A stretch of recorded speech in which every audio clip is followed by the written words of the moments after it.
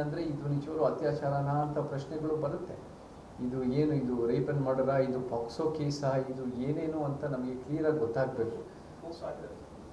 POCSO ಇನ್ನೂ ಹಾಕಿದರೆ ಅಂದರೆ ಅದು ಆ ರೀತಿ ಆ ದಿಕ್ಕಿನಲ್ಲಿ ಹೋಗ್ತಾ ಇದೆ. ಬಟ್ ಅದು ಹಾಕಬೇಕು ಒಂದು ಫಸ್ಟಲ್ಲಿ ಹಾಕಿರಲಿಲ್ಲ.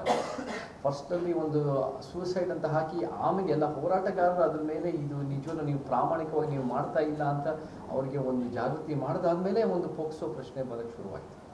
ಸೊ ಇದು ಒಂದು ಭಾಳ ಒಂದು ಅನೇಕ ರೀತಿ ಪ್ರಶ್ನೆಗಳಿಗೆ ಕಾರಣ ಆಗಿದೆ ಈ ಪ್ರಕರಣ ಅಂತ ಹೇಳಿ ಸುಳ್ಳಿಲ್ಲ. ನಮಗೆ ನ್ಯಾಯ ಬೇಕು. ನ್ಯಾಯ ಅದು ನಮ್ಮ ಭಾಳ ಮುಖ್ಯವಾದ ಅಜೆಂಡಾ ಪಾಯಿಂಟ್. ಇದು ಒಂದು ಸೂಸೈಡ್ ಅನ್ನೋ ರೀತಿಯಲ್ಲಿ ಜಿಲ್ಲಾಡಳಿತ ವ್ಯವಸ್ಥೆ ಮತ್ತು ಪೊಲೀಸ್ ವ್ಯವಸ್ಥೆ ಅದನ್ನು ಆ ರೀತಿ ಅವರು FIR ರಿಪೋರ್ಟಲ್ಲಿ ಹಾಕಿದ್ರು. ಆದರೆ ಹೋಗ್ತಾ ಹೋಗ್ತಾ ಗೊತ್ತಾಯಿತು, ಫೋಟೋಗ್ರಾಫ್ಸ್ಗಳ ಮುಖಾಂತರ ಆಗಿರ್ಬೋದು ಮತ್ತು ಏನೇನು ಸತ್ಯತೆಗಳು ಹೊರಗೆ ಬರ್ತಾ ಇದು ಭಾಳ ಒಂದು ಅನುಮಾನಾಸ್ಪದ ಸಾವು ಅಂತ ಗೊತ್ತಾಯಿತು.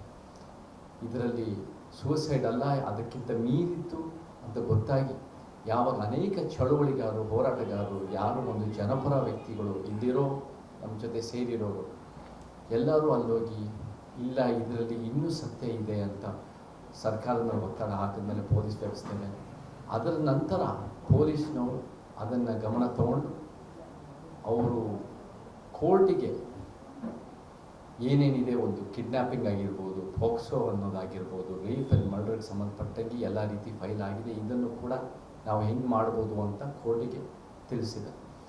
ಸತ್ಯತೆಗಳು ನ್ಯಾಯ ಬೇಕು. ನಮಗೆ ಭಾಳ ಮುಖ್ಯವಾಗಿ 3 ಬೇಡಿಕೆಗಳು ಇಟ್ಟಿದ್ದೀವಿ. ಒಂದು ಬೇಡಿಕೆ ಏನಂದರೆ ನಮಗೆ ಒಂದು SIT ತನಿಖೆ ಬೇಕು. ಇದಕ್ಕೆ ಸಂಬಂಧಪಟ್ಟಂಗೆ SIT ಸ್ಪೆಷಲ್ ಇನ್ವೆಸ್ಟಿಗೇಷನ್ ಟೀಮ್ ತನಿಖೆ ಆಗಬೇಕು. ಅದು ಯಾರು ಈ ಒಂದು ಬೀದರಿಂದ ಸಂಬಂಧಪಟ್ಟ ಈ ಜಿಲ್ಲಾಡಳಿತ ವ್ಯವಸ್ಥೆ ಯಾರು ಇದನ್ನು ಎಲ್ಲೋ ಒಂದು ರೀತಿಯಿಂದ ನಮಗೆ ಅನಿಸ್ತಾ ಇದೆ ಮುಚ್ಚುಮರೆ, ಅವರನ್ನು ಬಿಟ್ಟು ಸರ್ಕಾರದ ಅಡಿಯಲ್ಲಿ ಒಂದು ಪ್ರಾಮಾಣಿಕವಾಗಿ ಒಂದು ವಸ್ತುನಿಷ್ಠವಾದ ತನಿಖೆ ಯಾರು ಮಾಡ್ತಾರೋ ಆ ಥರದ SIT ನಮಗೆ ಬೇಕಾಗಿದೆ.